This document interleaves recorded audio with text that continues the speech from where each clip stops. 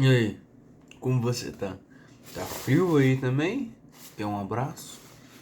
Aqui em Brasília também tá muito frio, né? Aqui na famosa Agostilha. Mas hoje, pensei em falar algo mais interessante, né? Deixa eu pegar aqui, ó. Como vocês podem ver, né? Esse daqui é a temperatura que tá hoje aqui na Bostilha, em Brasília, né? 9 graus, 9 graus Celsius. Essa é a temperatura que meu processador tá fazendo. 30 graus a 7% de uso, né? E eu vou fazer aqui um negócio, né? Esse daqui é a máquina montada, né? Que eu tinha mostrado como é que ia ficar. E eu mudei toda a configuração, né? Hoje em dia não tem mais nada a ver com a configuração daquela que eu mostrei no vídeo, né? E agora, deixa eu vir aqui, eu vou Cinebench.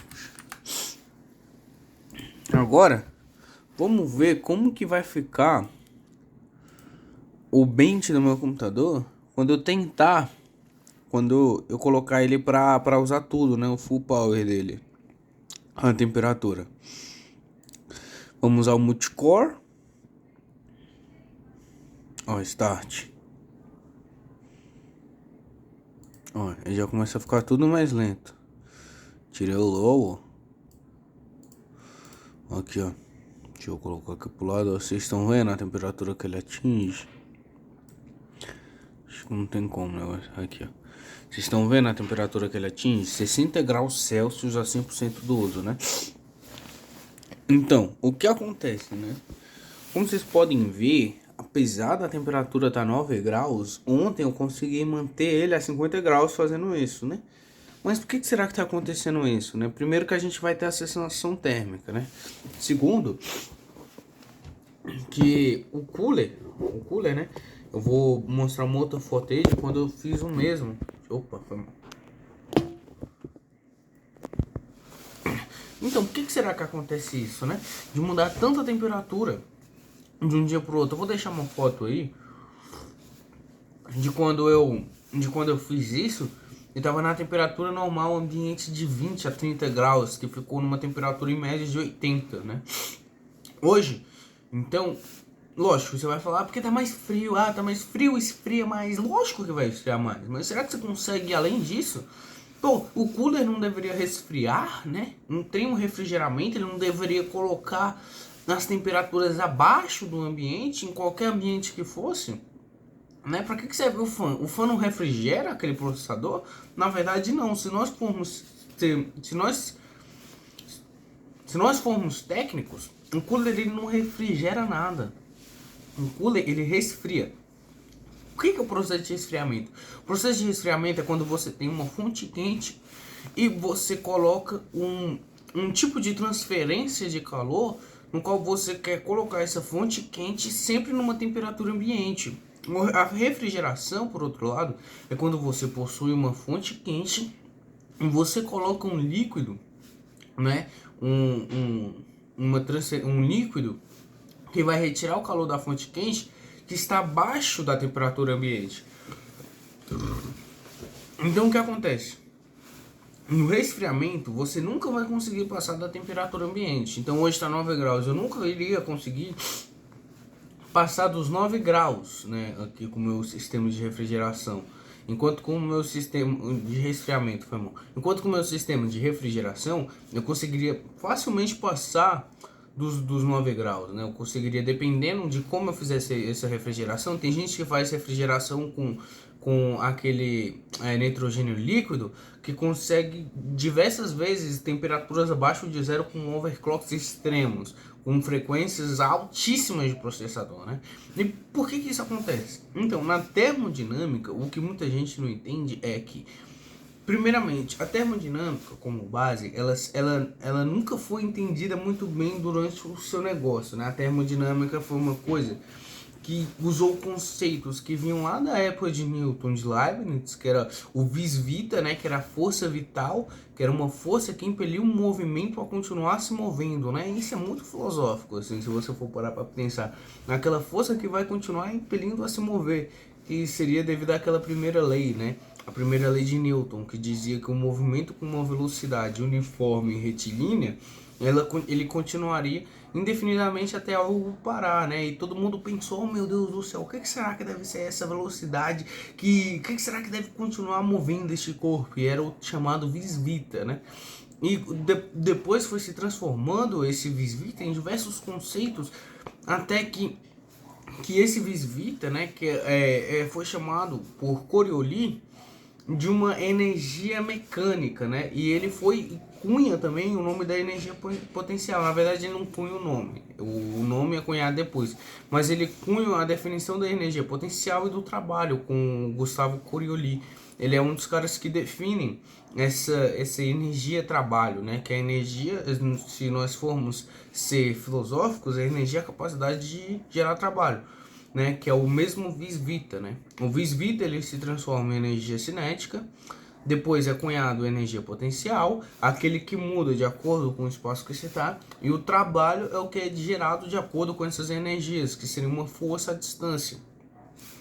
Só que a gente não tem nenhuma ideia do que é energia, se a gente for ser científico. Capacidade de gerar trabalho não significa porra nenhuma, porque uma quantidade tão vital quanto a energia, né, ela não significa nada se você só chamar como capacidade de gerar trabalho, sacou? Ela tem tanta importância no nosso mundo, a energia escura, energia térmica, energia nuclear, são tantas coisas incríveis que nós temos no nosso mundo que você colocar simplesmente como uma capacidade de gerar trabalho, você vai estar perdendo muito deste conceito.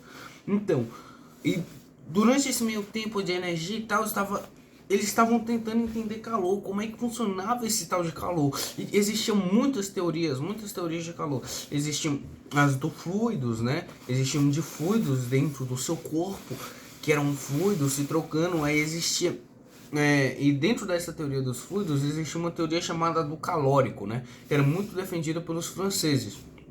O calórico, na verdade, ele era basicamente como se fosse diversas partículas, em que cada corpo quente teria uma quantidade certa de calóricos, sacou? Então, por exemplo, se eu tenho 100 graus, eu vou ter 100 calóricos, por assim dizer.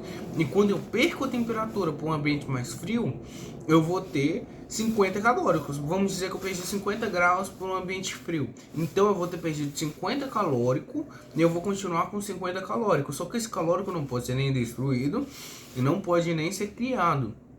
E o que acontece, né? O calórico, ele sempre flui do mais quente para o mais frio. Essa é a tal da segunda lei da termodinâmica, mas na verdade a gente já sabia há muito tempo. A segunda lei da termodinâmica, se a gente for ver, ela é um pouquinho diferente. Pois a segunda lei da termodinâmica, na verdade, ela vai criar um conceito de entropia. Mas essa questão de calórico e tal, aí existe um cara chamado Rudolf Clausius, que é por isso que eu falei da segunda lei da termodinâmica. Ele é o cara que cunha a primeira, é o cara que cunha a segunda lei da termodinâmica. Então, na verdade, a segunda lei veio antes, a primeira veio depois, mais depois ainda, veio a zero e depois a terceira. O Rudolf Clausius, ele vai cunhar a primeira lei da termodinâmica, que é o quê? O conservação de energia. Ele fala que toda energia sempre vai se conservar e todo o processo, né? Na verdade essa é a segunda, mas toda energia vai se conservar, que ele vai ter aquela fórmula, né? O que é igual a energia potencial mais trabalho. Então o que acontece? Ele vai dizer que toda aquela energia, né? Porque a gente, quando está estudando colisão, tem aquela colisão elástica, colisão inelástica. Para onde vai essa energia da colisão inelástica? Por que será que não conserva a energia? Para onde está essa energia? Ele vai dizer que sempre onde há processos térmicos vai ter uma conservação de energia. E que a energia térmica é, na verdade, somente um outro lado da moeda da energia mecânica. Então, na verdade, todo aquele processo de calor, temperatura, é tudo energia mecânica em um outro lado, no mundo microscópico, E a temperatura, na verdade, é somente a média da energia cinética total dessas partículas. E aí ele vai com a segunda. A segunda, ele fala, em processos naturais. Em processos naturais, o calor sempre vai do ciclo com maior entropia para o com menor entropia. E depois ele vai e faz o adendo, né? ele vai e fala: uma entropia de um processo reversível sempre se mantém a mesma, mas de um processo irreversível sempre tende ao máximo. E ele também vai dizer que a entropia do universo sempre vai tender ao máximo no tempo infinito. Então, o que ele fala basicamente? Que um processo reversível, que é basicamente o seguinte: quando a gente consegue fazer ele esquentar, diminuir, que ele é infinito, sacou? Ele é um ciclo, basicamente, que é o chamado ciclo de Carnot, que é um exemplo desse processo reversível. Então, ele sempre vai movendo a entropia. E o que ele vai dizer: quando se tem diferença de entropia em um sistema não isolado, em um sistema isolado, este processo é irreversível e sempre vai do maior para o menor. É muito... E, na verdade, isso que eu tô falando pra você não parece ser tão... Mas é um dos... Mas é dito por muitos como a lei mais bonita da física. Essa lei da entropia. Essa lei da entropia é fundamental para a física. Até hoje muita gente tem dificuldade em entender, né? A lei zero é basicamente aquele negócio do Euclides, né? Que ele faz se um quadrado A é igual a um quadrado C, que por sua vez o quadrado C é igual a um quadrado B, então todos eles são iguais entre si. Então o que a lei zero fala? Se um reservatório térmico A está em equilíbrio com o reservatório B, e este mesmo reservatório B está em equilíbrio com o reservatório C, então os três estão em equilíbrio entre si. Basicamente isso. E a lei 3 da termodinâmica, ela vai dizer que é impossível nós chegarmos ao zero absoluto. Que significou o quê? Um ponto em que nós chegaríamos em que as partículas de um objeto não teriam movimento. Caraca. E isso é basicamente mecânica quântica, né? Pois é isso, eu não vou entrar nesse tópico, senão eu me alongaria demais. E porra, 10 minutos falando essa caralho aí, cara. Fala então, tá bom, o que isso tinha a ver com cooler, né? Na real, nada. Mas é somente pra você ficar um pouco mais big brain, né? Porque é sempre bom conhecimento. Como é bom ser nerd. Então, mas como é que vai funcionar o cooler? Deixa eu botar aqui, ó. Vocês estão vendo aqui, né? No celular, deixa eu colocar aqui num lugar aqui pra ficar melhor aqui, ó. Vocês estão vendo este cooler aqui. Então, o que acontece? A minha configuração de cooler, o ar está saindo daqui e vindo para cima. Então, este puxa e sai aqui. O que acontece? O cooler, né? O cooler, ele vai ter um negócio que vai se conectar no processador. Quando ele se conecta no processador, você vai colocar uma pasta térmica para evitar bolsas de ar. Pois quando você tem na escala microscópica, existem diversas ranhuras, imprecisões e imperfeições na superfície de cada material que vai dificultar essa troca de ar. Pois o ar, ele é um isolante térmico e ele tem uma capacidade térmica muito alta, então ele esquenta muito rápido, mantendo o processador muito quente. Enquanto a pasta térmica, o ar, ele tem mais ou menos em média um calor específico, né? Um calor específico de média 0,02, né? Cal por grama por metro, não, metro, tem 0,2 de calor específico.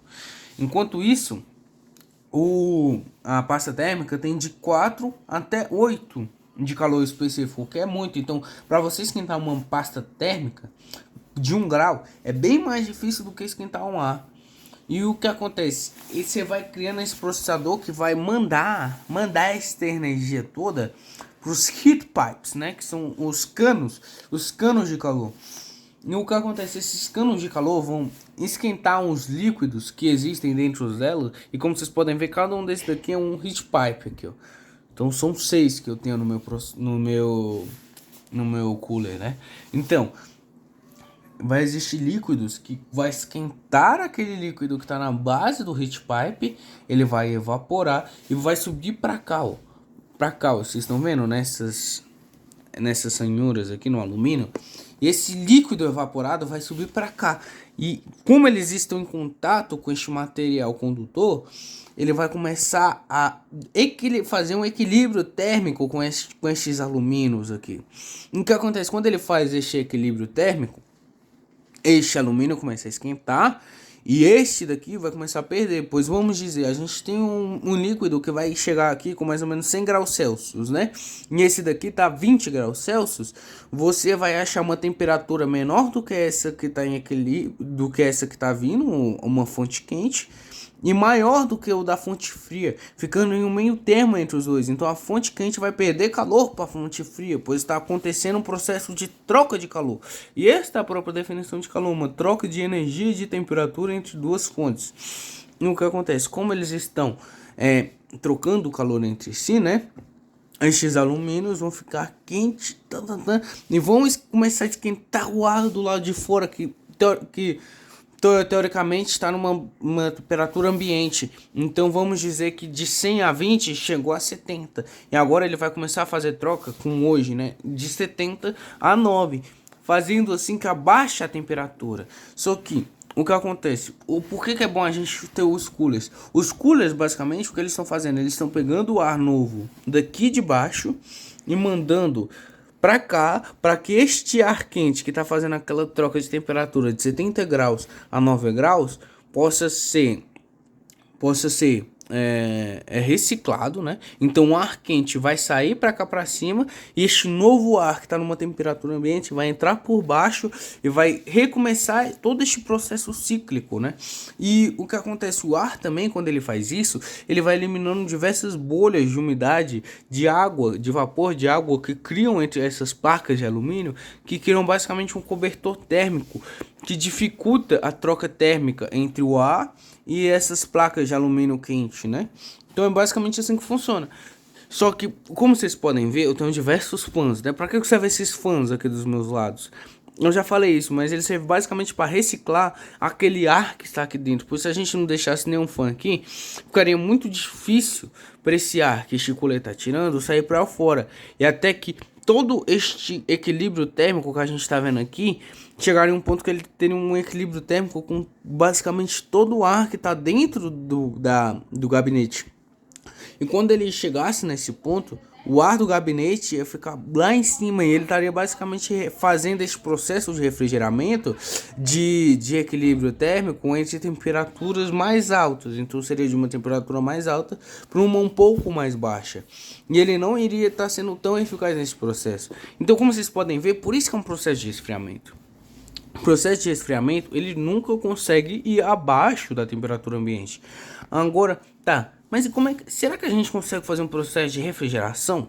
Sim, lógico que a gente consegue. Basicamente, o que a gente precisaria para fazer um processo de refrigeração aqui, e eu tenho muita vontade de fazer isso futuramente no meu computador, que é o que? Você tem que fazer basicamente o mesmo mecanismo que funciona numa geladeira. Sacou? Este daqui é análogo ao mecanismo de um carro, só que o do carro é mais parecido com AIO, que é os All-in-One Coolers, que aqui no Brasil é chamado de Water Coolers. Aqui é basicamente um cooler de anormal, ele é bem básico, mas um processo de refrigeração, ele vai mexer basicamente com aquela lei dos gases, né? PV igual NRT, né? Puta velha não rende pra tarado. A fórmula. Mas aí, o que acontece? Quando você usa esses dois tipos de fórmula, você vai fazendo um esquema em que as trocas de pressões e volumes de um certo ciclo vão fazer com que um objeto chegue a temperaturas abaixo de zero, né? Eu quero realmente fazer isso, né? Mas se eu for fazer no futuro, eu vou explicar melhor como funciona. Mas isso é só por hoje, né? Esse vídeo é rapidinho, são shorts. São shorts, né? Rapidinho de 20 minutos. Mas é isso aí, guys. Muito obrigado aí por vocês que viram, né? Vou tentar dar uma trabalhadinha melhor. E se vocês quiserem mais vídeos assim, vocês podem avisar, pois eu vou pensando em fazer uma série sobre este livro aqui, né? Evoluções das ideias da física, que é basicamente a filosofia da física. E este processo aí de water cooler, né, que é Que é fazer um water cooler que realmente refrigere, não resfria. Mas sim, muito obrigado a todos. Fiquem com Deus e até a próxima. Vocês estão me vendo aqui, ó. Tchau.